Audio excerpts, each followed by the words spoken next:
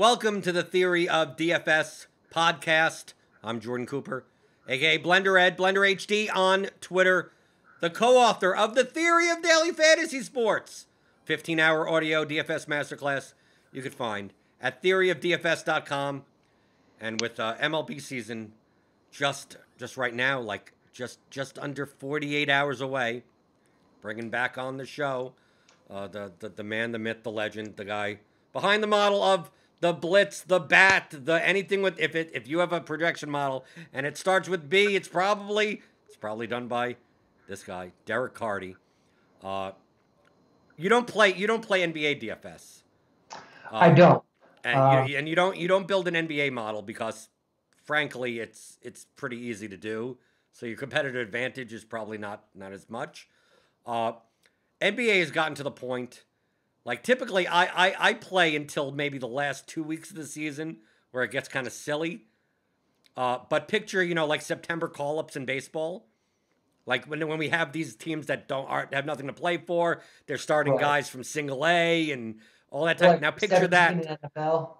Right. Picture week 17 for the NFL, but it's every fucking day now for the NBA. So I'm more over the moon, not because I enjoy baseball more, is I enjoy building lineups at like 7-10 lock or whatever, and then not having to like worry about anything.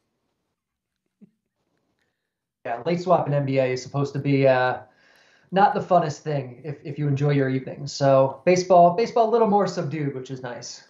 Right, but it's still, there could be, we still have some instances with, bullpen games with the pitchers getting scratched or the Angels not having a lineup by 7 o'clock. I was going to say, Joe Madden not releasing a lineup until an hour after lock. That's always fun. But first, I wanted to pick, I have a bone to pick with you. I wanted to get this out of the way. Oh, I know what this is going to be. I know what it's going to be. No, I don't think you do. I have 2 bones to pick with you then. Okay, I think I figure out the other bone. Okay, the first bone to pick was based on a tweet from maybe a week or 2 ago that you have a problem with my favorite baseball player of all time. Who's your favorite baseball player of all time? Okay, I'm from New York. I grew up in the 90s. I went to Yankee Stadium, and the best part of going to Yankee Stadium, I'm telling you, Carty, the best part of going to Yankee Stadium is not the singing the "Take Me Out to the Ball Game" or anything. It's the top of the 9th inning when the Yankees have a lead, and we all sing "Enter Fucking Sandman." And Mariano Rivera comes out of that bullpen, and you're telling me that he should not be a first ballot unanimous Hall of Famer. Yeah, the only thing worse than Mariano Rivera being a unanimous Hall of Famer would be Derek Jeter being a unanimous Hall of Famer. No, I would agree, but I would agree with that. That I would agree with. Well, Jeter was highly overrated. Okay, so you're not going to get. I would argue much more strongly about Jeter than I would about Mo. Like, obviously, Mo was dominating. Like, for what he was, probably the best ever. But he was a reliever, So?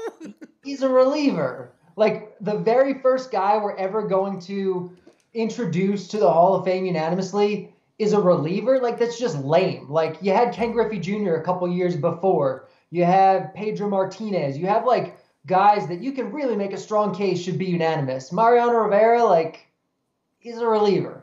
Let me ask you this, Carty. Okay. Who's the greatest baseball hitter of all time? Barry Bonds. Okay, but people would argue with that. There'd be other people in that. Only because of steroids. If there was no steroids, Bonds, everyone would say Bonds is best. Not everyone. How about Babe Ruth? There's no argument. Bonds, for what he did, is better than. I mean, I guess you can make the argument, maybe. Okay. So I got that. You could make the argument. Who's the best pitcher? Who's the best second baseman? Who's the best catcher? Like, we could have there's a legitimate case to having an argument over is Ty Cobb during his time. What happened? We have that argument of, like, if you took some of those players from the 20s, 30s, and 40s and plopped them right down into 2021, they wouldn't even be in minor league. I mean, the game is so much different, just physically, and the pitch. I mean, it's completely different. Cy Young would not be Cy Young now, but if I asked you, Who's the greatest closer in the history of baseball? See, I don't like the framing of that question because here's the thing. It is incredibly easy to pitch one inning, and pitching is the same whether you're a reliever or a starter, you're throwing the ball to the plate. If you took any of the best starters of all time, if you took Pedro Martinez or Tom Glavine or Greg Maddux or Sandy Koufax or Pedro, whoever you want to take, and you made them a closer for their entire career, you'd have an argument. You'd have an argument that they're better than Mariano Rivera. It might not even be an argument. Mo might just be automatically below them. That's why I think it's stupid that Mo is like, oh, well, like he did the easier thing. Like you could have taken any of those other guys who were good enough to start, made him a closer, and they would have been just as dominant, if not more, than Mo. Yeah, but that's not their job. Well, I know, but why does he get extra points? Because he did an easier job. He was the best at that easier job. Well, it's still an easier job, though. Do you think that the best starting pitchers in baseball? I'm assuming your answer is yes. That if the best starting pitchers in baseball ever pitched the one inning whenever, because I mean, obviously your argument comes down to the fact that closers don't matter. Like that whole concept that you got to pitch the ninth inning with the lead. Like why aren't they pitching in the sixth inning? If they're the best pitcher, they should be in the situations where leverage situation, right? Yeah. Not oh, they're up by 3 runs with no one on base. It's like no, bases loaded in a 4-4 game in the 6th inning. That's when they should be coming in if they're your best pitcher. So I get that the whole concept of saves is even without saves though. Like Mariano's numbers were great, even if you throw out the saves, which are pointless. Like his ratios and everything were great. Like absolutely great. He had the best whip in all of baseball, and that includes the dead ball era.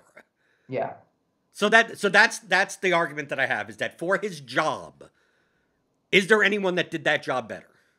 Is there any argument? Can you say Trevor Hoffman? Can you say Lee Smith? There probably isn't, but that job is so stupid and lame that making that your first unanimous Hall of Famer, on principle, I have a problem with.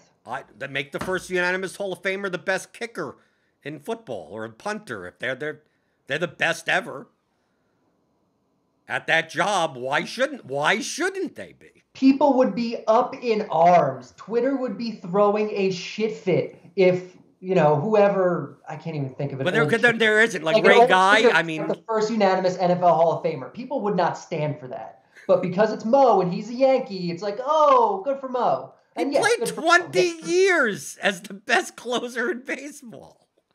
I get it. I get it. It's just such a different bar that you have to clear. Like, I don't know. And again, I don't think closers should necessarily be compared to closers. They should be compared to pitchers. And if you put any of the best pitchers of all time in a closer role, they would have probably been better than Mo or just as good. Right, but why would you use them for only one inning? Well, exactly, because they're so much better than that. So, like, that's why, putting any relievers in the Hall of Fame, I think, is a little bit sketchy to begin with. Mo belongs in there because he's the best. But to say he's unanimous, like, when relievers in general, like, there's a case to be made that they shouldn't go in at all, I don't know. But he's my favorite baseball player of all time. You're a smart guy, Jordan. You like the analytics, you like the math, but you're just like, you know what? Mariano Rivera, hometown closer, like, all aboard. No, but he's the one pitch. Come on. 5'8", 160 pounds, throwing 98-mile-an-hour cutters that break bats. How do you not root for that guy? It's great, but here's the thing. Make Mariano a starter. Flip the argument. He was a starter. In 95, he was a starter. They converted him to close. But I can admit, as a Yankee fan, I think the greatest starting pitcher of all time is Pedro Martinez. I'm okay with that. I'm not right, and he was on the Red Sox, so it's like I hated him. But I think his combination, the fastball changeup, I think him, obviously analytics would say Kershaw, right? He's probably up there. Right. Well, like, Pedro went in right around the same time as Mo. He got, probably 92% or 93% of the vote. So, like, who's voting for Mo that isn't voting for Pedro? Who's not voting for Pedro? I know. To me, that should be your problem. Not that Mariano Rivera is 100%. It's that what 8% of people didn't vote for Pedro Martinez. That's my problem. That there are people who aren't voting for Pedro, who aren't voting for Griffey, who aren't voting for Maddux. But then the offshoot of that problem, it's more just like an annoyance. It's like, okay, there are always going to be people, I guess, who don't vote for these amazing, great players that everyone knows belongs in there. So then why are those people voting for Mo? Like, where is that overlap in the Venn diagram of these people that... It's a problem with the people, Carty. You have a problem not with Rivera. You have a problem with the fucking baseball writers. I mean, I do. I think there's some... I think the judgment is off sometimes with some of these older writers, yes. Yeah, well, I mean, I personally, I think most of the guys that are on the ballot now should go. There's no reason why. I know that there's a reason. The era is what the era is. There's no reason why Bonds. There's no reason why Clemens. There's no... Clemens was a great pitcher. But I mean, like, this is... I mean, we're getting to this point of stupidity. These guys were... right. Clemens is on steroids, but he's also pitching against guys that are on steroids. And right, still... on steroids. Like, and still dominating. He still did well. Yeah, if I had a vote, I'd put them in easily. I would have put them in first time. Right. So that was my bone to pick. Once I was like, how is he a unanimous Hall of Famer? I'm like, dude, who did the job better? There's no one. There's no argument about it. Well, we just talked for 10 minutes about it, so I think there is an argument. No, there's not an argument. If we can find it to who the best closer of all time is, no one says, no, I'd rather have Eckersley. Or I'd rather have Goose Gossage or something. It's Mariano Rivera, and there's like, if you don't say Mariano Rivera for that, like, then you're just, I don't know, you're an idiot. Yeah. It's fair enough. So, but your argument is true because in the bat, one of the things that I like about the bat that separates it from other projection systems, this is purely anecdotal, but just from my experience of using it for 4 years, is that your pitching, I think hitting projections, would you agree with this, that for batters, the variance of a single game makes that, like, you could have half the batters on a slate pretty much project kind of the same, or within such a range of such a small narrow margin that, like, the guys could hit 0, 18, like, it's like half the slate is like that. But for pitchers, it seems like your projections, I don't know what variables are going into it, but like every single season for the past 4 seasons, there'll be 2 or 3 slates a week where I look at the pitcher projections around the industry, and they're all kind of match up, and then you are like, nope, we're playing Glenn Sparkman today. Right? Like, it's always like it's Drew Smiley.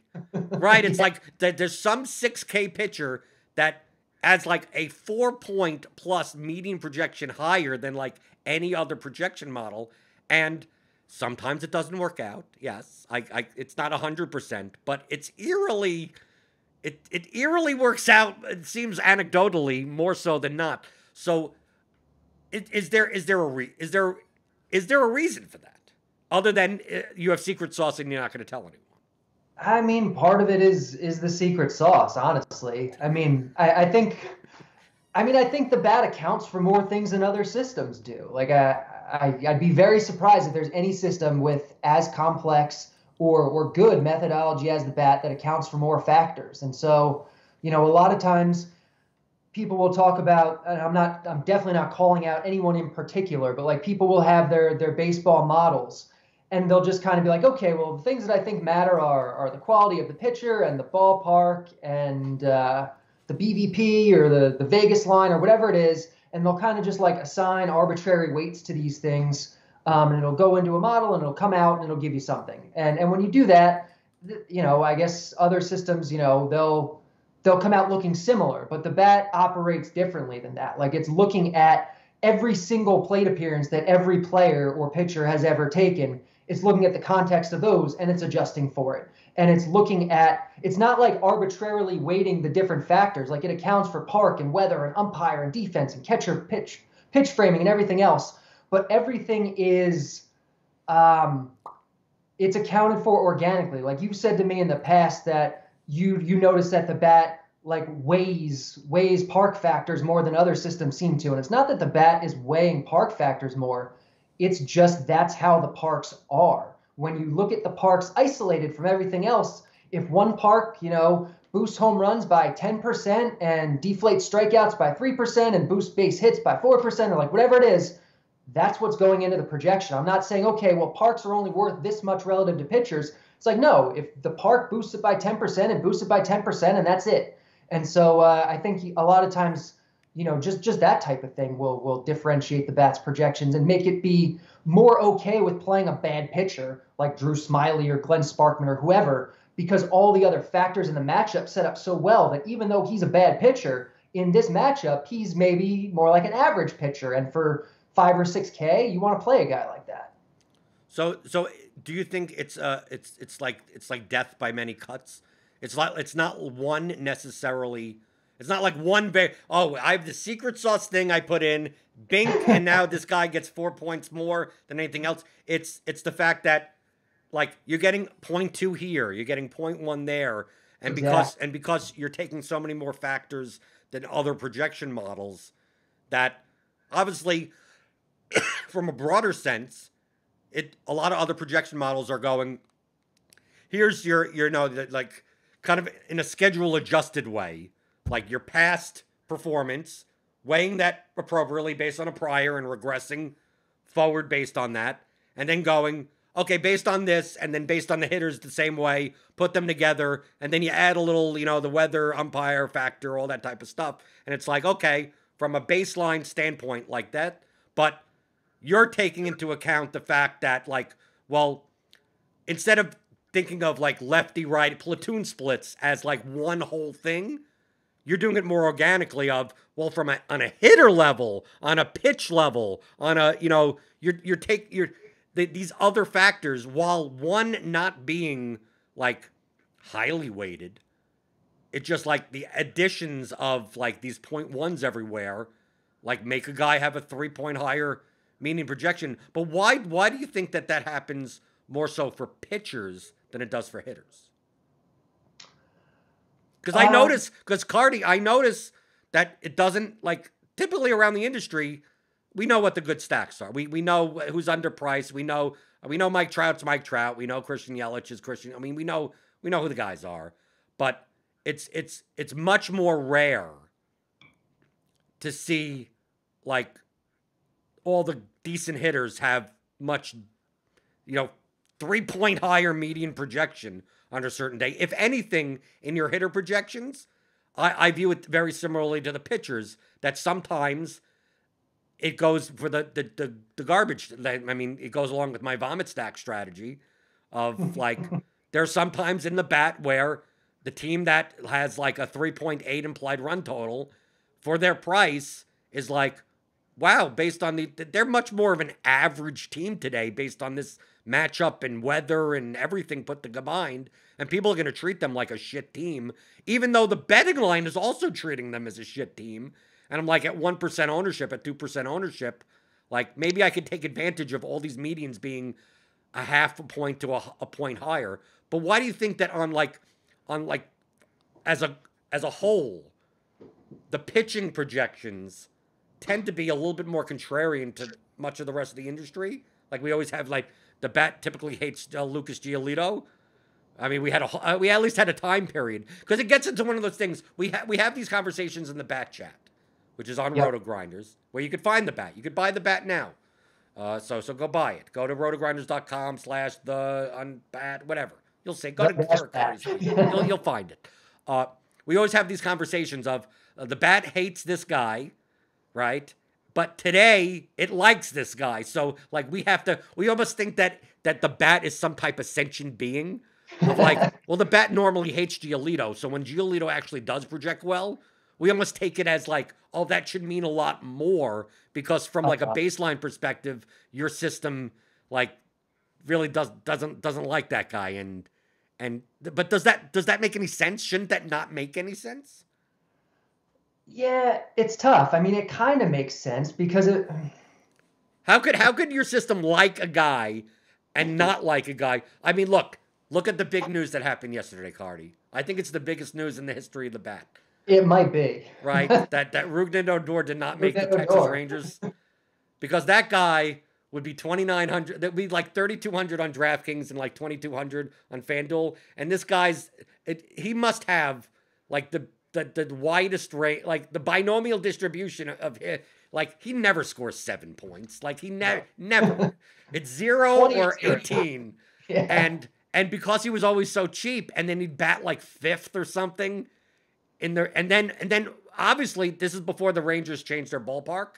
So he was in a great park with 100-degree weather, and his skills were good for DFS. Like he struck out all the time, had a terrible BABIP, but he had power, and that's where you get points in DFS. So like his mean projection was always pretty good, but his distribution was just all over the place. Right, but now that he may not be on a team anymore, we don't have to play him like a third of the slates of the year now. I'm so excited. I don't even have to think about him. Then the Rockies are going to troll us. They're going to sign Odor. We're going to have him in cores half the games, and I'm going to play him 60 times this year. But yeah, but that's what I'm talking about. People that don't even have the bat. I'm telling you, Carty. I'm in other chats I've seen on Twitter. That Odor news came out in the DFS community. People that don't even have the bat know that Odor is like the bat special, because obviously you play on DraftKings, you play on FanDuel, you know who uses what and what project, and you know that you're like, okay, you see Odor in the lineup, someone's using Carty's projections today, right? So like that's but those are the types of things that does, from your perspective, like what you said with the ballpark factor, like your system tends to weigh ballpark factor much more than other projection models. But you say that that's what it should be. So like it's that the other models are wrong. Right? That's what it should. But you also admit that because it's a higher median, it just means it's a wider range of outcomes. Like you're projecting a higher mean, but you also understand that with the ballpark factor doesn't mean anything if the guys are just hitting ground balls and getting strikeouts. Right. So it's just saying that if he's a crappy pitcher and he's just throwing meatballs and the guy's blasting him over any fence. So, it's all about probability. And anyone who's listening to this or watching this knows from listening to you that DFS is all about probability. And we just try to maximize our edges and maximize our probabilities. And I think that's what you kind of been talking about with the bat. It's a little small edge with parks, a little small edge with weather, a little small edge with umpires. And they all kind of compound, and every once in a while they compound enough to make a guy, kind of pop up that you wouldn't expect to be there. And I think it happens maybe more with pitchers because on a daily basis there is less variance with pitchers than there is with hitters. I think also it might just be anecdotal because there's only so many pitchers on a slate, so you kind of see them all. You see one guy really pop up. But with hitters, like let's say we have the Angels in a really good spot today. Maybe it's going to impact the different hitters in the lineup a little bit differently, but if it's a good spot in general, it's going to be a good spot for all of them. David Fletcher is never going to project above Mike Trout or above Shohei Ohtani because he's David freaking Fletcher. Even though he's getting that boost, it's maybe not as noticeable because the other players on his team are getting more or less that same boost. And also, the real bad hitters, you don't see bump up the way real bad pitchers do, I think, because the bat doesn't just say, okay, well, this park is really good for offense, and so everyone is getting the exact same boost to their offense. If a park's really good for home runs, say, Mike Trout might get a bigger boost than David Fletcher because David Fletcher's power is crap. If he's starting at a very low baseline to begin with, a great power park isn't going to do much for him because it doesn't have the power to hit the ball out of the park regardless. Right, but you also see that with Coors. Like a lot of people, I think the misconception on Coors is that it's a good power park when in fact it's not. It's actually negative on home runs, but it's just absurd on like extra bases. Yeah, it's not necessarily negative on home runs, but everyone's like, "Oh, Coors is the best home run park in baseball." It's like, no, it's like 6th or 7th, but it's really good at suppressing strikeouts, which blows people's minds. Like, how can a park impact strikeouts? That's the thing Coors does best. That and base hits, like you said, because the outfield, it's the biggest outfield of any park in baseball. Like, there is so much room for balls to fall in. Plus, you have the thin air. So, like, Coors, that's the two things it does best. It's not home runs.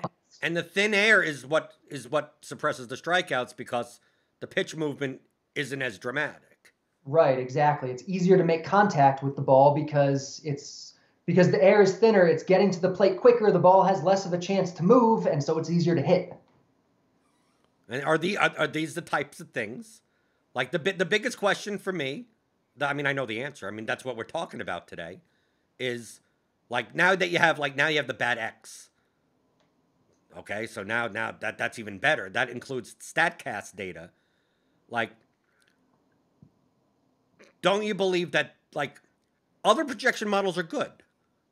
Like you would admit around the industry that if they're better than no projections, right? Oh yeah, any projection's better than no projection. There's varying levels of good, but any projection system will be better than somebody not using projections. But what makes it different? Like, I think the big question that people have when it comes to the bat is like, well, I can make my own model, or I could use this projection set or something like that. What makes it that dramatically different, especially in a game that is such high variance that I think people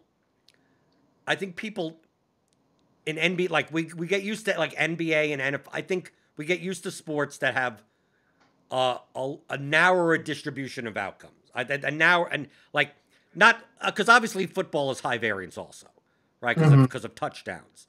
But yes, there like in NFL the difference in opportunities is dramatic.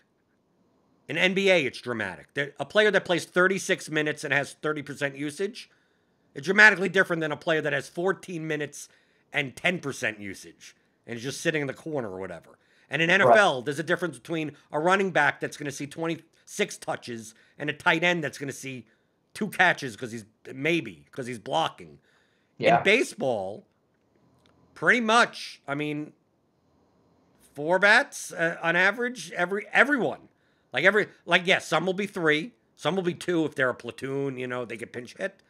You get some that get 5. The leadoff guys, they score enough runs, they'll get 5. Sometimes, obviously, 6, 7.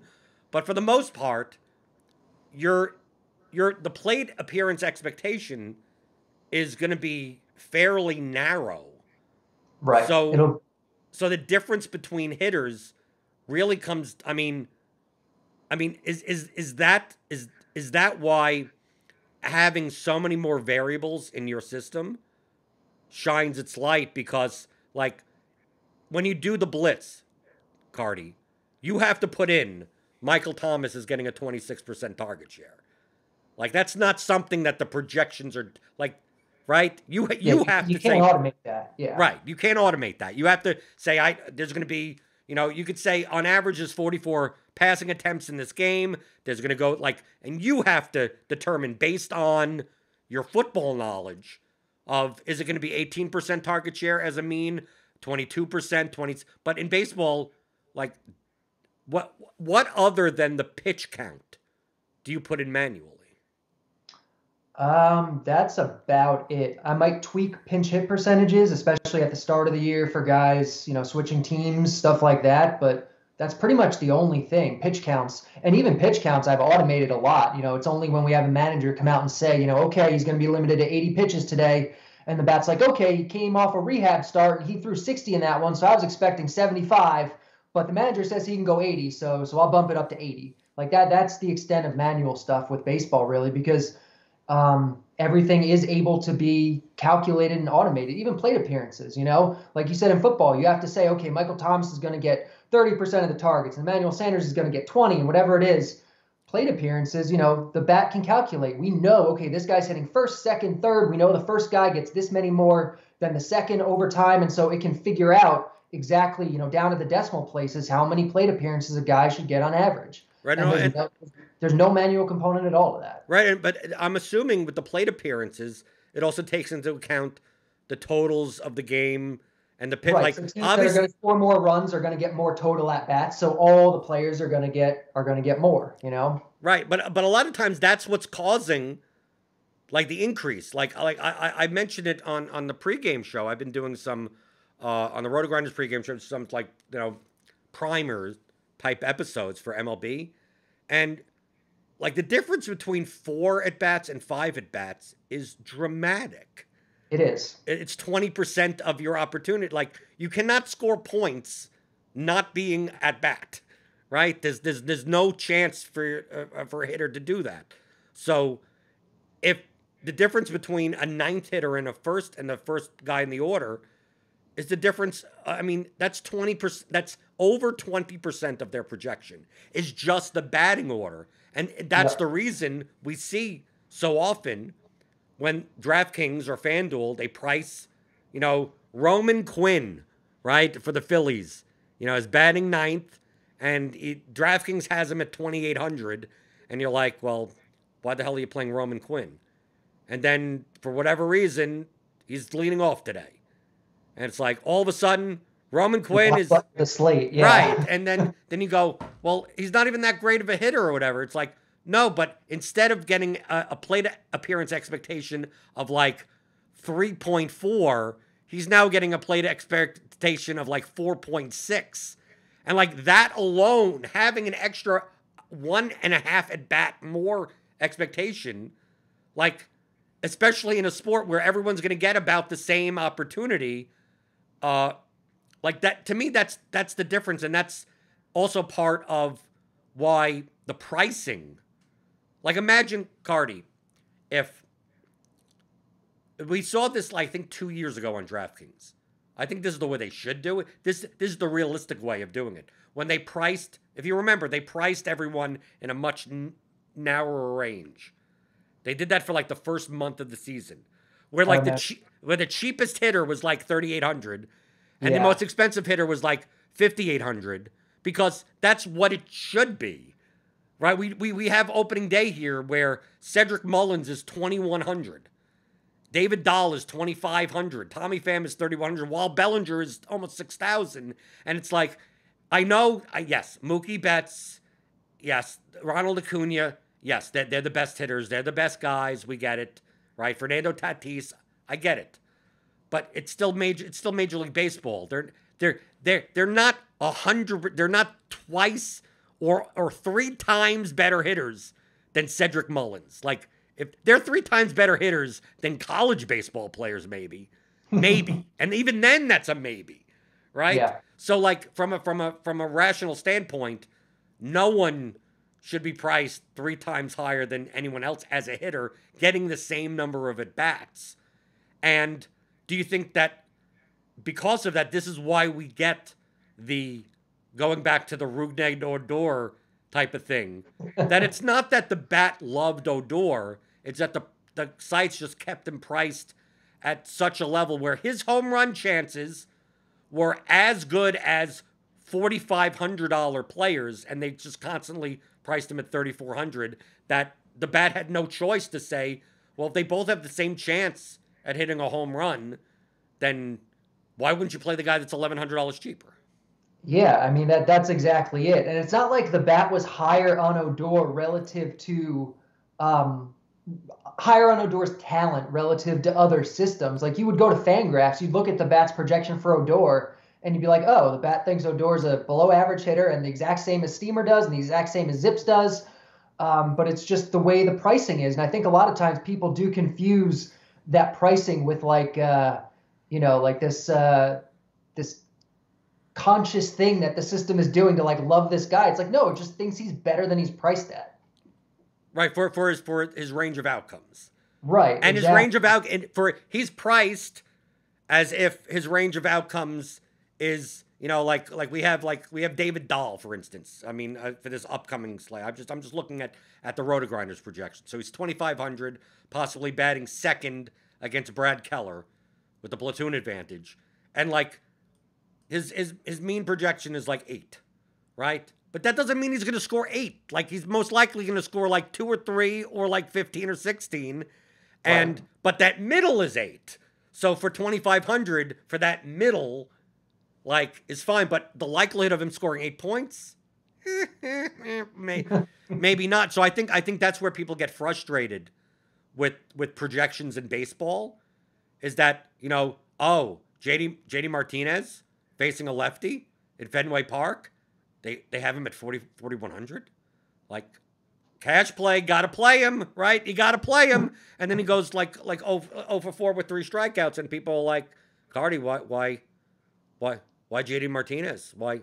It liked him. It's like, no, it liked him at 4,100. But if he was 4,700, we'd be looking at him going, I guess you could play him, right? That $600 difference in the makeup of your lineup, like just that's lineups, not players, right? But if the sites are going to price these guys, that's not relative to their overall range of outcomes. Like Joey Gallo is going to if Joey Gallo's 3,600, like Joey Gallo is going to you're going to see him pop. The problem is that you have to have the understanding in your head. You're taking on a guy that's going to get nothing or get a lot. Like he's a 9-point median. Yeah, good luck seeing him ever scoring 9 points. In I don't think Joey Gallo's ever scored 9 points in his life. Right. But that's the thing. Like, if you're going to use projections like this, and you should, you do really need to understand that range of outcomes. You need to have that probabilistic thinking because, projections are maximizing that probability. There are best guesses, and I think the bad is better than anything else you can find. But it's not saying, okay, this is definitely what the guy's going to get, and if he gets more or less, it's wrong. Like, it's we're trying to get as close as we can get, and we're never going to be able to get there exactly because randomness. But we stack on as many edges as we can find, and we're better than the next guy. Right. I mean, because you take a look at like Freddie Freeman could have the same mean or median projection as Bryce Harper, but like I feel much more comfortable playing Freddie Freeman in my lineup because he's a lower variance player. Right. He has power, but he's also a better hitter into putting the ball in play, getting a double, getting a single. Like I feel like if I play Freddie Freeman, if he gets me 6 or 7 points, I'm like, okay, he didn't hit a home run, he got a double and a run, he has 8 points or whatever. But then you have Bryce Harper, who like half the time he's like he either walks. Or he has 2. He'll walk or homer, and that's right. Maybe steal a base when he walks though, which can be nice. But yeah, that's Bryce Harper, and it depends. I mean, obviously on the contest you're playing in. Maybe in the contest you want that variance and you want Harper, but understanding those differences is important when you're building your lineups. Another question I've never asked you, but I've been contemplating this. It's a strategy. It's a stack. It's been in the back of my head for years. Because people ask me about choosing stacks. Now, obviously, I say I look at the bat projections, and if it says that the Pirates are undervalued today, I don't care that they're 1% owned. I'm playing my vomit stacks. I'm doing that every day, and I'm waiting for the bink. So that's what I'm doing. But when it comes to, I believe from a correlation to how much this is a multi-part question, all around the same subject. You talk about like projecting like the range of outcomes for players as far as the range of outcomes for stacks when it comes to the correlation coefficient. So my understanding, this may be anecdotally, with some data over the past 4 or 5 years that I've been playing MLB DFS, is that I tend to target pitchers, obviously not stud pitchers, but target pitchers that walk batters more so than a lot of people think, oh, this guy doesn't strike many people out, I'm going to stack against him. And to me, that's false thinking. The reason he doesn't strike anyone out is because he wants contact and he relies on BABIP and he tries to keep the ball on the ground. Now, from a stacking perspective, that seems like a pitcher that may give up runs but not get blown up. But a guy that may walk 5 or 6 guys if he doesn't have it on. It's just constantly giving your players higher plate appearance expectation. They're putting runners on base that you have that could score runs, that you could run. The home run that the guy that you have in the lineup now gets extra points because he has 2 guys on base rather than no guys on base. And so I tend to target pitchers that walk guys more often than not. I think that's. Do you think that's rational? Because this is the first part. Do you think that's rational? Do you think that plays out when it comes to like projecting like the stack and the team as a whole of like what is the most predictive factor in these 85th percentile outcomes rather than just the mean? So I've never studied it on that level, but I have kind of suspected stuff like that. Like the range of outcomes is different based on the type of pitcher. Like a lot of times you'll hear people say, well, this guy gives up a lot of home runs, so I want to stack against him today. And yeah, maybe he does give up a lot of home runs. But how often does a pitcher give up like 6 home runs in a game? Like, not that much. He's going to give up a couple and then he's going to get yanked. And if there aren't enough guys on base, then it's not going to be great enough for your stack. So, like, I do think there is potentially something to finding the right profile of pitcher to really have those blow up outings. And I wouldn't be surprised if it is kind of those high walk type guys, especially the guys who give up walks and can give up home runs. Now, on the hitter side, this is what I've suspected. We had like last year or the year before. I'm not, COVID year, I don't even count as a year. I mean, whatever they did last year, I didn't play. Or maybe I did. I don't even remember. Like, this is I don't like that year 2020 doesn't exist to me as a sports year.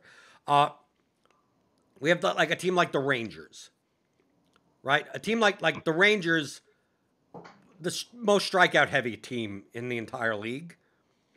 I suspect, this is purely anecdotal, I have not even looked at the data or anything. I've not done any type of analysis, that teams that strike out more often are exponentially worse to stack because of the rallies getting, like, no matter what pitcher they're up against, if you're up against a team that strikes out too often, like that, you're basically creating outs that get nothing moving. Like, you even want, like, obviously you don't want guys that ground into double plays, but I mean, how do you predict that? I mean, maybe you could tell me you could predict that. I don't know. But do you believe that it's a negative correlation to 85th percentile outcomes for 5-man stacks? Is it negative when the team is a heavy when you're stacking guys that have power? You're stacking, imagine having a lineup with Odor and Renfroe and Gallo, and they're up against garbage pitcher, but like they're still going to strike out plenty, that you could just never, your individual players, you may get solo home run here, 2-run home run there, but you're never really getting a 5-man stack unless they obviously put up 16 runs, that they're just striking out too often, that maybe 2 guys do well, but the whole 5-man stack has a much lower percent chance of hitting that GPP winning ceiling than maybe weaker hitting teams that just don't strike out as often. Yeah, it's interesting. Again, I haven't studied it, but this is something I'm definitely going to put on my list because I think there could be something to this. Like, it makes sense, why that could be a thing. Have you done much like analysis on the correlation factors between players? I mean, not to the extent of like, these are the attributes that lead to, a wider range of outcomes, higher ceiling, lower floor type of thing. No. I've done it obviously on the individual player level, but on a team level, no, I really haven't looked at it. Right, because on a player-to-player level, there wouldn't be any correlation, because what does one person have to do with I mean, you're only bad. Right. One person's bad. I mean, it's not like, well, when because but I mean, you'll see. I mean, it's a talking point. You've heard this in the past. Do you tell me if this is accurate? We always hear. I mean, I follow baseball. People always make fun of me that I don't watch sports or whatever.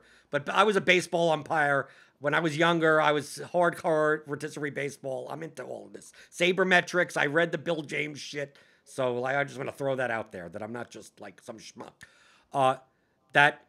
When the protecting the order, right? It's like, oh, well, when you bat in front of Mike Trout, you get more fastballs because they don't want to put you on base. Like that whole notion of like, well, is this guy better correlated to that guy when he bats in a certain order? Like on its face, sounds stupid. Like, what would the batting, like, you're just batting to bat. I mean, like, what does one player have to, when this guy's on base, when Billy Hamilton's on base, does the pitcher pitch any different because he has to worry about him stealing, which means he's going to throw more fastballs? Then we have the NL, where the 8th hitter, like I have the notion that I don't like taking the 8th hitter on NL teams at home, because like if the pitcher's up next, like they don't give 2 shits about the 8th. Like the 8th hitter is not, we don't care about putting this guy on base with 2 outs because the pitcher's almost a free out.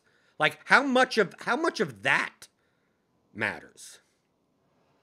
some of that matters. Like the general concept of protection, like, oh, this guy's going to do better because he's got a good hitter behind him, or oh, this guy's the only good hitter on his team. He's got no protection, so he's going to be worse this year. Like that kind of thing, most studies have shown not to matter.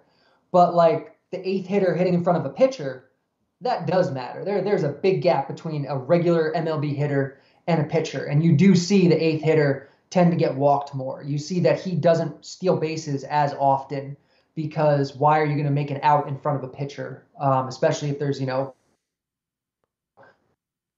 pitcher come up at the start of the next inning.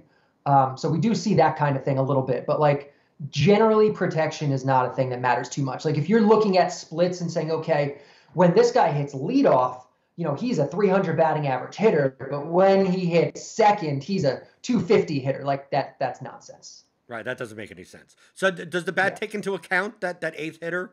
Does it take any into account? Because if it takes that, so it takes that into account, but it doesn't take into anything else into account. Yeah, I mean, again, everything has its kind of its own system, its own thing that goes into the thing as a whole. The eighth hitter stuff, a little of that does go in there. But do you think that the biggest factor in the correlation between batters would be the only constant would be the pitching, right?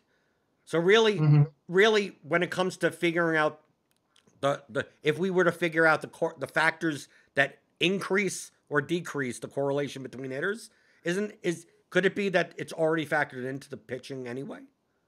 Could be. I mean, would that be the only thing that they could only bat one at a time. So one guy's this guy did well, so this guy has to do like that. Like from a batting perspective, doesn't make any sense. But the only thing that's constant is the pitching. So I may be stating the obvious. The worse the pitcher is, it correlates to every batter in the lineup because they're a shitty pitcher. Right, and that's definitely like a fine assumption to make. Like every hitter, more or less, is in the same matchup on his team. They're all facing the same pitcher, same umpire, same park. Maybe there's platoon split differences. Maybe they hit the ball to different parts of the field and there's defensive differences or whatever. But generally speaking, they're all in more or less the same matchup. And so I think really what the correlative effects come down to, if there is ways to identify different ranges of outcomes and whatnot, is going to come down to the sequencing. Like are certain types of hitters or pitchers more likely to string together longer innings as opposed to, rally killing strikeouts or like whatever, where the sequencing just doesn't make it as conducive to those really explosion outings. Right, because we see sometimes these lineups for some of these teams where, like, because some people they look at like the strikeout rate or the walk rate of the lineup as a whole, and I always find that to be flawed, because it's like you have some of these lineups where like you have two guys in the lineup that are like fucking like just walking strikeouts, like or like the bottom like 7, 8, 9 in the order, like you have Byron Buxton or something batting ninth. And he like strikes out 35% of the time. But the top of the order is like 14% strikeouts, 12%, so it's like, it's very top heavy. Now, as a team, it's like, oh, they have a 21% strikeout rate. That's pretty high. It's like, no, actually, like we saw, how about with the Pirates? I'm going back a year before. Like a lot of people thought the Pirates sucked, but like a lot of it really depended on who was in their lineup, because they had some guys that like, either like we had like Osuna and Polanco, and these guys would like strike out like there's no tomorrow. But sometimes they aren't in the lineup, and it's Bell and Marte and they're the least strikeout heavy team on the slate, and everyone's like, oh, got to pick on the Pirates. They're terrible, but they're not striking out. So like, that's another thing that I think a lot of times people miss is that it's not just the quality of the offense. Points are scored in different ways. Like an offense can be bad and not strike out. And so the pitcher's not as good of a play against that team than a pitcher who's facing an offense that's a little better, but strikes out a lot more. Like, I don't know. And the same thing with ballpark. A lot of people are like, well, I can't stack a team in Petco. It's like, so what? So the difference in 4 feet matters that much to they could still score 12 runs in Petco. They could PNC in Pittsburgh, there are plenty of times the Pirates have scored 18 runs at home. So like, it doesn't happen often. No, of course not. But people act as if, like, Because you see, outside of cores, obviously cores is the number one where it's like, gotta stack cores. Doesn't matter if the batters are $7,000. Gotta do it anyway. But we see, like, you know, with Camden and Fenway and Cincinnati even. Used to be Texas. Like, you get, they're in DFS, there are certain ballparks that have that, like, reputation. Or there's certain, like, lefties in Atlanta, you know, like that type of thing, right? Like that, based on where the walls are or something. And then you get the ones that are like, Oakland, fucking never, can't possibly be a home run in Oakland. That's such a picture. If there's a home run in Oakland, that means something's wrong. Like, to me, that's what I meant by, like, the weighting of the ballpark factor. That, like, sometimes sometimes even though the ballpark factor is there, like when I'm building 100 lineups, I'd rather, because I know it's overowned, just like tone that down so I still have accurate projections to some extent, like neutral. Like, I almost want, like, the neutral, like, take out ballpark factor completely, only because I know that it tends to be over. That's why, like, stacking the A's at home tends to be like, okay, you got Chapman. Look at their lineup. You have so many power hitters, and then it's like, oh, can't play him in Oakland against a garbage pitcher because it's a pitcher's ballpark. Like, to me, the ballpark factor is, you weight it the highest, but I also think that even your weight is lower than what most people's perceptions of these ballparks are. Yeah, I think that makes sense. And I think it just speaks to, like, the nature of the human mind versus an objective algorithm, where the human brain needs reasons to believe in things. It needs things in black and white. You know, it doesn't like shades of gray and nuance and probability. It needs to say, okay, Oakland's a pitcher's park, can't hit a home run there. Whereas the bat is like, okay, Oakland's a pitcher's park, home runs are reduced there, but we're still going to see a bunch of home runs there this year. But that's the main reason you take advantage of that in DFS. Right, I mean, exactly. like, to me, to me, maybe my brain's broken, Carty. I don't care about the why. Am I the only one? We get this in the bat chat. We get this in Roto Grinders. We get this all the time. Why is this guy a good play? And to me, I almost think it's like, that's like the 15th thing on my mind. That's like underneath, like, when I'm going to do laundry. Because, like, my attitude is the number one question to me, because we're talking about the bat. I believe the bat is the best projection, the most accurate projection system in all of fantasy baseball, not DFS, just fantasy baseball in general. And it's a testament to your work. It's what I use. I don't aggregate. I look around the industry, but to me, your projections are the best. That's what I use. I've made money utilizing that with game theory. That's what I have no problem. I'll pay $3,000 for it if I needed to. You're not going to charge that, but I would. The number one question, shouldn't the number one question when playing DFS or playing anything is, do you trust the model? Like, if you could answer that question yes, then the whys, what do they matter? But that's the thing. You're playing at such a higher level than a lot of these people. Like, you've played for years. You've made money. You've used the bat. You know it's badass. You know it's good. You know it's the best. You know it's going to make you money. So you don't need to question any individual player, because you know over time it's going to be good and it's going to be fine. If you're a newer user, you haven't used the bat before, you haven't been introduced to the theory of DFS, you're not thinking on game theory levels yet. Right now, you're really just trying to get a sense, I guess, of can I trust this? This goes against what my brain is telling me. Tell me why that the math is right and my brain is wrong so I can trust it and then move on to the other stuff. And also trust it, I always say, in a long sample size. Like this is just a range of outcomes today. Just because the results, Glenn Sparkman's a great cheap SP player and 10 runs he gives up. It's like, yeah, that's in his range of outcomes. He's a shitty pitcher. I mean, that's what do you expect? But the why, to me, like, the goal is to make money. The goal is to build lineups and make money over a 6-month season. So what happens on one night doesn't matter. I've seen in my results over 4 years, using your projections and building plus EV lineups based on them, to show me positive return. But I mean, I've said in 2019, I say this in RotoGrinders Discord, just to understand the nature of large field GPP play, that in GPPs in 2019, I lost 94% of slates. 94% of the time, I put in $600, $800 worth of GPP entries and got back less than that. Not zero, but got back less than it. Right. 6% of the time, I got back more than it. I made $35,000 on the season, just in GPPs. Because that 6% of the time is a win, is a second place, is a fifth, right, is something like that. So, like, understanding that, like, you're going to be, like, these are the ranges of outcomes, but the variance between that is so dramatic that if DFS only existed as just one slate on one day, like, you almost could throw projections out because you're never going to get a large sample. Like, feel free to just pick anyone you. I mean, right. But if you're playing GPPs and you're trying to win, you need that first percentile outcome. You need the guy that's going to be your 99th percentile outcome, whichever way you want to go. The thing is going to happen like 1% of the time. Well, guess what?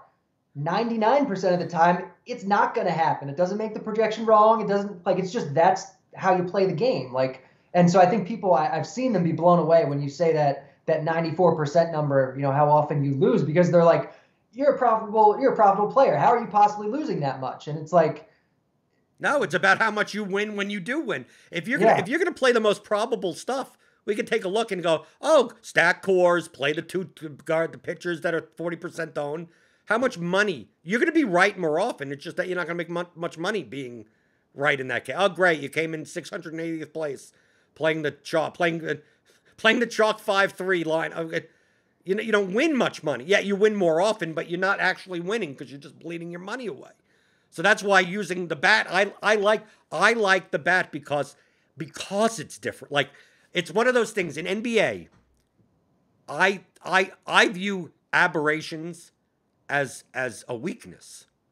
So, for instance, I'll look at RG projections in NBA. I'll look at Awesemo projections. I'll look at Labs projections. I'll look at ETR projections. Now, as long as the minutes, typically that's just like the target share, just like in NFL. Like, you have to judge what the rotations are going to be, 26 minutes versus 28 minutes. But for the most part, if I see an aberration of, like, in the projection, I have to assume someone is wrong. Like, I like that. It's just outright wrong. Like, no, this guy is not playing 34 minutes today. Like, everyone else has him at 28. Just like for you with the blitz. Like, unless you have some obvious lean that no one else has, that some guy's going to have a 28% target share and everyone else is like, 16%.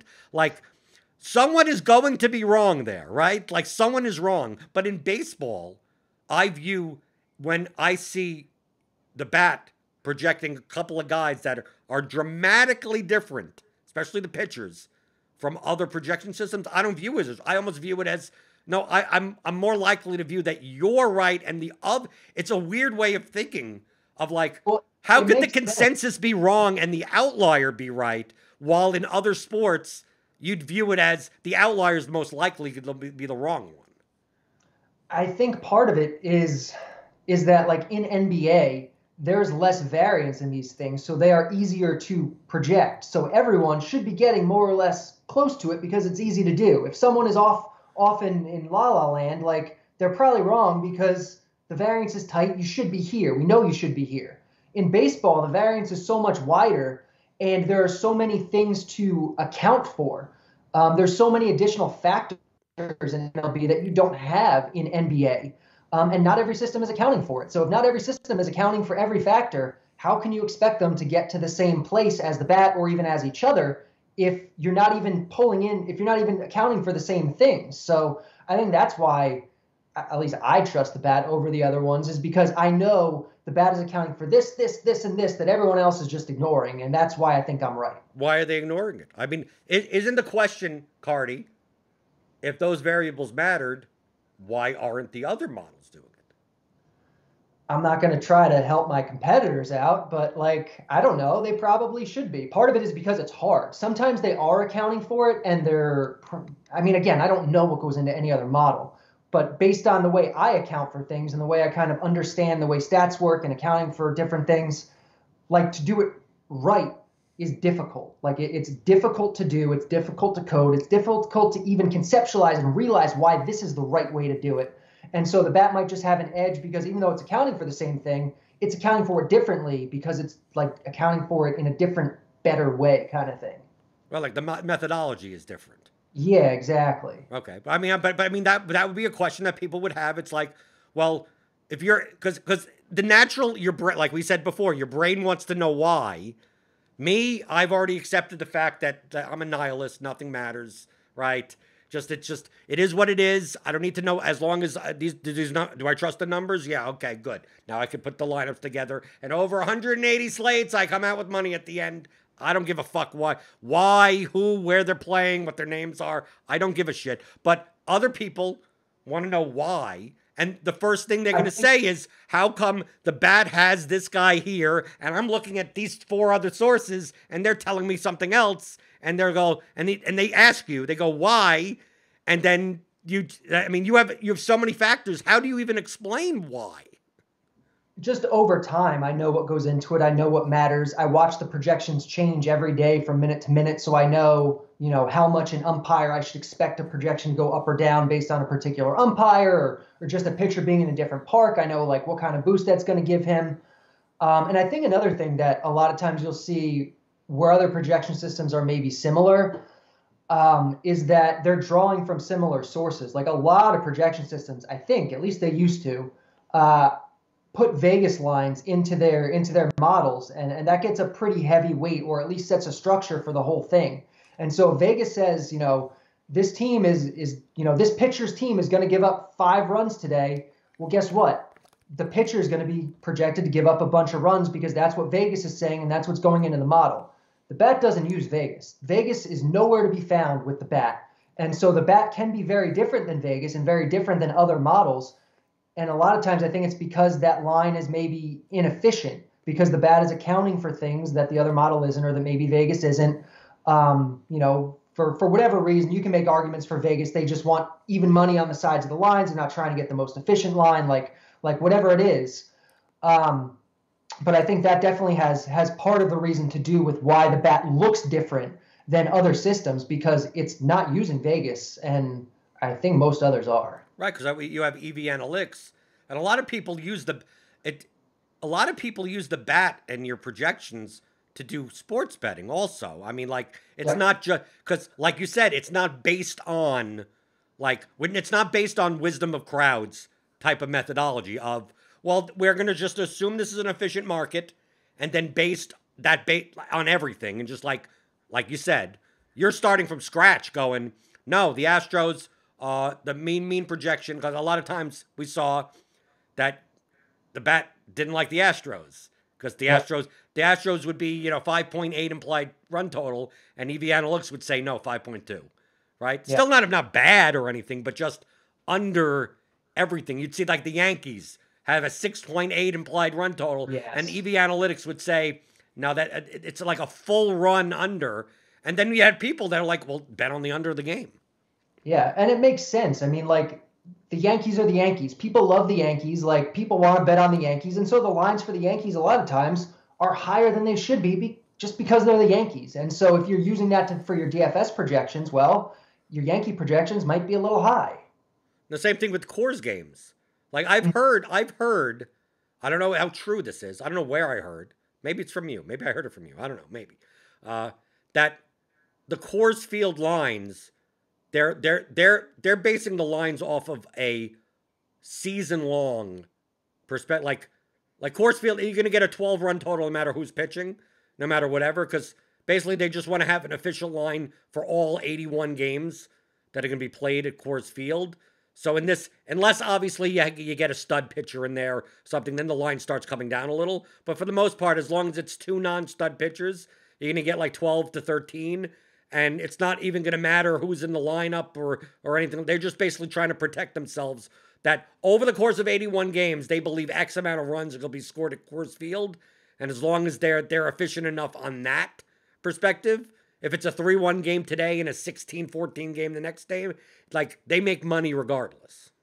That's interesting. It wasn't me that told you that. I find that very fascinating. And I guess it kind of makes sense And it makes sense anecdotally based on what I've seen the projections do. Like there are times, say the Yankees, the bat is consistently a little lower than Vegas on the Yankees. At least last year it was, I think. But Coors, there will be days where the bat is a full run higher than the total, and there will be days where it's a full run lower than the Vegas total. And so if they're just kind of setting it in that middle, I mean, it makes sense, why that would be. Right. Then this is barring, obviously, like, obvious stud pit, like DeGrom, Cole, those types of guys where cores may not matter. I mean, obviously, they'd be less efficient, but still, there's much different than that. And who's our favorite? Chichi Rodriguez? Chichi Gonzalez, Jordan, come on. Right. Well, Chichi Rodriguez was a golfer. Right? Maybe he should be pitching in cores. I mean, he really probably couldn't do much worse than a lot of the guys they trot out there. Was the big edge I can't even count last year. Was the big edge in ballpark factor the fact that the Marlins moved in their walls a little and San Francisco created a wind tunnel? Yeah, that early in the season was definitely an advantage. The bat community was on that very early. I made a manual adjustment. I said earlier, I don't make a lot of manual adjustments. I made a manual adjustment for Oracle Park probably like the second or third day of the season last year because it looked like the wind tunnel was going to have that impact and make it a little more hitter friendly. So yeah, I mean, edges like that we definitely have. I'm going to be really interested to see how people treat the new Jays Park in Florida this year. I'm going to be interested to see how they treat Arlington. It seems like the narrative around this new Arlington Park is that it's this really good pitcher's park. But, like, we had 30 games there last year. Like, how are you really going to say with any certainty what kind of park this is after 30 games? You're not. To me, all I'm doing is looking to exploit the perception. Like, Yep, exactly. I think the main reason why San Francisco was an edge last 2 seasons, or whatever you want to call it, was that it's perceived so much as a pitcher's park that like people didn't play it at all, and it didn't turn into a hitter's park. It wasn't a pitcher's park. It was a neutral park now. Yeah. So I mean, that was a legitimate extreme pitcher's park for a while, but last year home runs were very positive there. But finding those edges first, that's to me the bat finds them faster than anyone else. I mean, it's kind of designed to. We have the deadened ball this year. Everyone's talking about how home runs are going to come down. Well, the bat is designed to be able to detect the league run environment and the ball kind of stuff. After probably 2 or 3 or 4 days, it's going to have a really good idea about what the ball is going to be doing this year. Does that multiplied because you're using StatCast data? Yeah, there's a little StatCast that goes into that kind of stuff. But even just normal stats for that stabilize very quickly. Really? In 3 or 4 games? Yeah. On the season level, not on a player level, obviously, but right. Yeah. But no, in 3 or 4, really? Like, yeah. How do you measure that? So if the ball is deader, that means what? That the fly balls are like 5 feet shorter, or like what? Like what are you measuring in 3 or 4 days that I could see that? I mean, right now the expectation is it's going to be about 1 to 2 feet shorter, which is not a lot, but we'll have to see what it winds up being. But in that many fly balls in just 4 days, that stabilizes? Yeah. Really? Yeah. Okay. This is one of those things. My brain is asking why, and I should just go, why do I care? As long as you tell me that. It's funny. Nobody argues with me when I say that things stabilize quickly. They only argue with me when I say that platoon splits take 10 years to stabilize or something like that, and they get really offended. Nobody gets offended when I say it stabilizes quickly. Like, this is good news. No, yeah, well, because people want the quick answers. Yeah. Right. So but would you consider that I smartly question the opposite? Whenever I see small sample sizes, my first thing is small sample size. How do you know? Oh, that's the way it should be. Yeah. Right. When you tell me that platoon splits don't stabilize after 10 years, I go, no, that's probably correct. Right. Like to me, I don't question that. To me, 10 years, I don't think. No, Carty, I think you're getting a little, maybe 5 years. No, I'm going, maybe it's 20 years. Maybe 10 years is too much. So when you're telling me in 3 days, we'll know the effects of a dead ball in 3 days. Like, my first instinct is like, how the fuck do you know that quickly? Yeah. But this is why the bat's the best. and too cheap. Is that the other bone that you thought I was going to pick with you? I did. You opened $500. Mm-hmm. Okay, let me make, and you lowered it 40% to $300.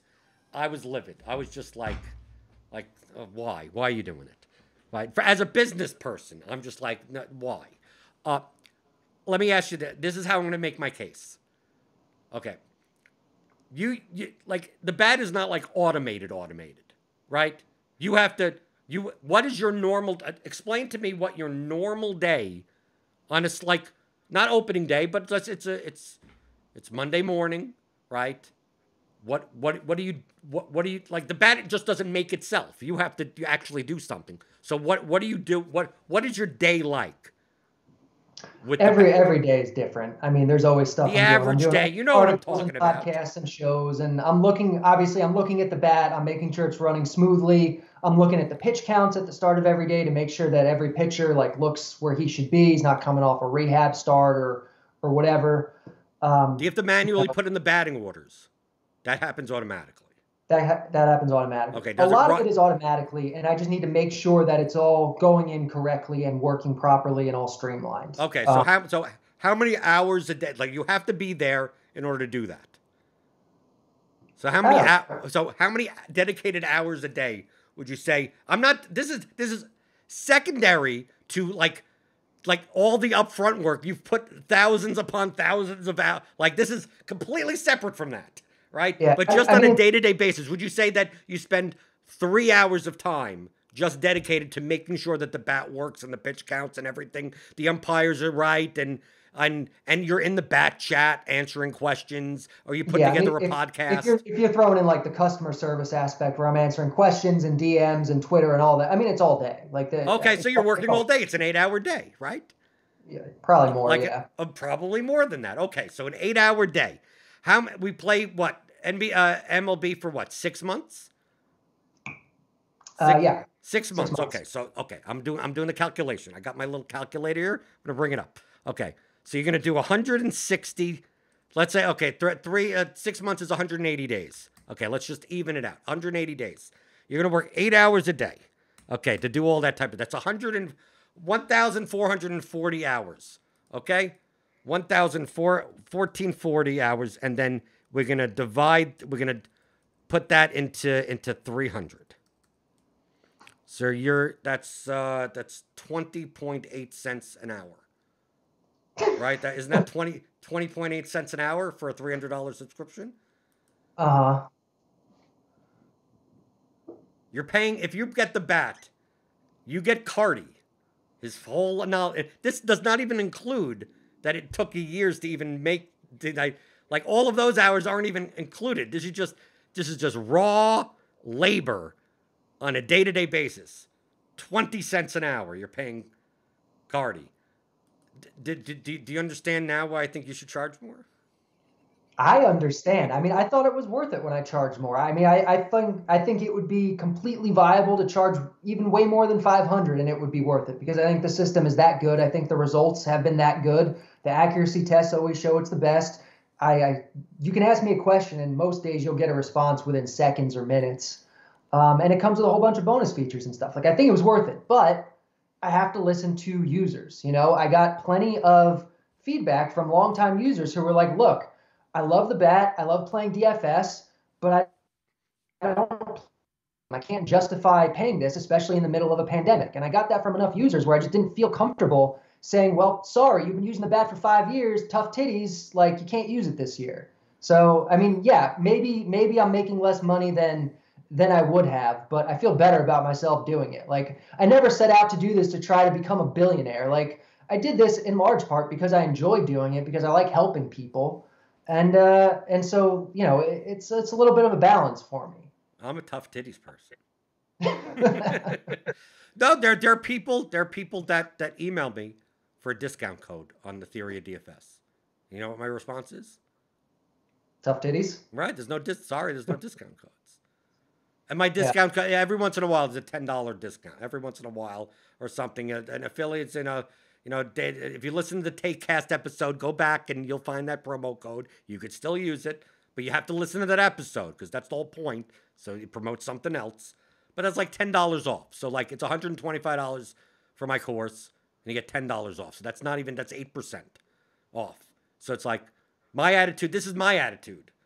If it's not worth 125, is it worth $115? Like, fucking, it's $10. Go fucking. It's either worth it or it's not worth it. And if you don't think it's worth it, then fucking bye bye.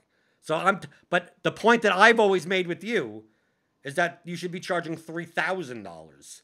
Like that's how much it's actually worth. $5,000 for 6 months.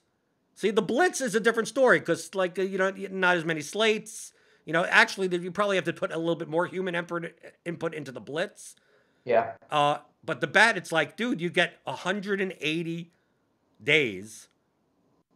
That's half of the year of full-time Derek Carty and all of his knowledge and all of his expertise into a system. You have showdown slates you can use them on. There are turbo slates to use. And it's the best projection system. And like, even if you're playing, let's say even if we just take cash games, which I'm gonna do. You know what I'm doing with the bat. You're gonna see. You know what I mean? I'm doing what I did with NBA. So I'm doing without your consent because you can't stop me from doing it.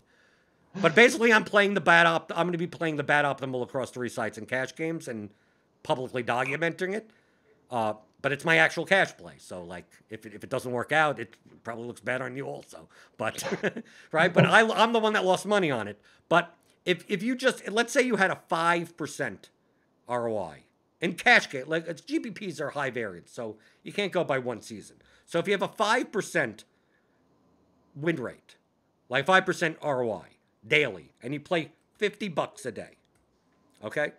So let's say you just play $50 a day, and a 5% ROI. That's $2.50 expected return. Okay? If you play like nearly every slate, it paid for itself, right? That's on a 5% ROI. Maybe you have a 7% ROI. Maybe you have a 10% ROI. Maybe different sites have different, that obviously in GPP you could bank and have a higher ROI. So like if you play $50 a day in MLB, the bat pay that it should, no matter what you play pretty much, pay for itself. So the fact that if you only play $50 a day, I play $5,000 a day. Okay? So like to me, $300 is like why is this so fucking cheap? So how many like obviously if you play less than $50 a day, maybe it's not worth it. Maybe if you play once in a while, I get it. You're fine. Same thing for a Roto Grinders premium subscription. But the fact that if your break even point is $50 a day, most of the people that subscribe to the bat play more than $50 a day, probably, right? I would think so. Right. So you're losing all that money. That's the arbitrage of the market of like, if I could get so much more value out of this, and I'm getting it from the sites, but you're not getting it. You're not getting that money. Thank you for personally. But that's the point that I'm making from a business perspective. Or I'm either making that point to you to say that you need to charge more, or I'm the best salesman for the bat that there ever is. I'll look at it that way. Right. Well, the best salesman for the bat, if someone that is profitable using the bat is telling you that if you play for more than $50 a day, you're going to make your money back, you're going to break even, that's your break even point of just playing $50 a day, and I'm telling you that I'm willing to pay $3,000 to $5,000 for it, to me, $300, like, people should be like, their credit card should be just like, whoa, where do I sign up? Or anything like that. So, like, I would hope so. me picking a bone with you, I think is a sales technique more than anything. Well, I appreciate it. I definitely see your point. Again, I thought 500 was more than fair. I'm a little bit of a softie, I guess. Yeah, you're leaving money on the table. Yeah, maybe. Do you think $125 for my course is too cheap? Probably, yeah. I mean, for what it's actually... You at least say the probably. Me, I'm saying the bat is definitely too cheap. So again, I'm thinking of it from like what are people going to pay kind of thing. But like from what it's worth, I mean, it's also worth in the thousands easily for the information you're getting out of worth that. much. Trust me, it's not worth that much. Well, well, I couldn't charge that. I couldn't charge $2,000 for 15 hours of audio. well, yeah. I mean, I could. I mean, it just that's what price elasticity is. What's the most? But I can never blame anyone for that. I think DFS is kind of a weird industry. Well, I mean, among smart people at least. Like I could respect anyone that's looking to maximize what they're worth. So I can't blame. Like my attitude is that if you did charge $1,000, I'd be like, no, that's good for him, and I'd pay it because it's worth that. And if you make more money, great. So like from my perspective, it's like when people are saying 120. Like I see some posts once in a while. I can't believe $125 for whatever. I said, well, if you think that, you're probably not going to pay $10 for it either. So like, what does it matter? Like, what does it matter to me? It either it is or it isn't. And if you're not willing to pay, that's one person that I'm making less money off of. But I think there's plenty of people that, if you think in terms of ROI, wouldn't you want, like, Carty, it's kind of weird to say, wouldn't you want the guy that's teaching you about game theory to nail the optimal price of the actual course? Yes. Right, because wouldn't that be the game theory move? Like, if I charge too little, it'd be like, this guy must not be good at game theory because he's charging too little. And if I charge too much, it's like, you must not be good at game theory if you're charging too much. Right? Just like maybe your projection system is too cheap. Maybe your projection on the price point is a little off. Maybe it is. I haven't spent as much time on that projection. Right? The ballpark, it depends on what ballpark it's in. Yeah. But your the bat, your projection system is still cheaper than Rugnet Odor. Rugnet Odor. I really hope he doesn't sign with somebody this year because I just don't want to deal with him. No, you want him to sign for an NL team in a pitcher's park and him bat 9. Someone who's not going to be as tempted. That's fine. Right, something he like that. He can sign with the Marlins. Okay, so Carty, people could find the bat at Rotogrinders, rotogrinders.com/the-bat. If you still have season-long leagues going on, it's at Fangraphs. It's for free. And if you're sports betting, there's going to be some beefed up sports betting products using the bat and some other stuff at EV Analytics this year. It's going to be great. And what do you mean that on Fangraphs it's free? That's the season-long projection. Season-long, yeah. So, like, if you're drafting, an NFBC league or a home league that goes for the whole season, you can see, Mike Trout is projected for 42 home runs by the Bat X this year. And that'll update throughout the course of the season. But not 42 home runs today, right? It's no, not today. If you want today's projections, you can only go to Rotogrinders. That's the only place that has them. And then EV Analytics, that stuff. But even with the bat, you have the statistical projections for the bat as well. So you could, like, it'll show, like, basically you're giving percentages. So if you want to bet on home run props, like when it shows that Cody Bellinger home run .28, that signifies like basically 28% chance to hit a home run. And then if you want to go to a sports book and look what the betting line is on the home run prop, and then you could find arbitrage there. And I know that there are people in the bat chat. I remember. I'm always going to say last year because the COVID year doesn't count. Made a bunch of money off of really inefficient home run prop lines. Yep.